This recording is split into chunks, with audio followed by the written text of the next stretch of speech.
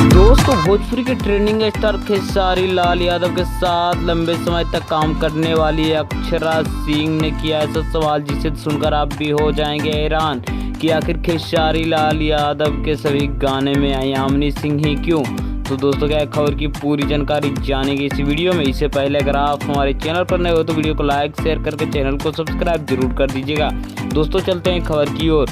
तो दोस्तों मैं आपको बता दूं कि भोजपुरी के ट्रेंडिंग स्टार खेसारी लाल यादव का होली से जितने भी सॉन्ग आ रहे हैं उसमें से लगभग सभी सॉन्ग में यामिनी सिंह काम करते हुए नजर आ रहे हैं। इससे पहले इसी तरह से 2018 से पहले 17-16 में खेसारी लाल यादव के साथ में अक्षरा सिंह भी काफ़ी साथ में नजर आती थी, जिससे कि लेकर काफ़ी ज़्यादा इल्ज़ाम भी उनके ऊपर लगाया जा रहा था। और इसी तरह से अभी उनके ऊपर सवाल उठ रहा है कि आखिर खेसारी लाल यादव के साथ यामिनी सिंह ही क्यों। आइए जानते हैं इसी वीडियो में। दोस्तों मैं आपको बता दूं कि भोजपुरी के ट्रेंडिंग स्टार खेसारी लाल यादव के साथ और यामिनी सिंह की जोड़ी दोनों काफ़ी सुपरहिट दिखाई दे रही है।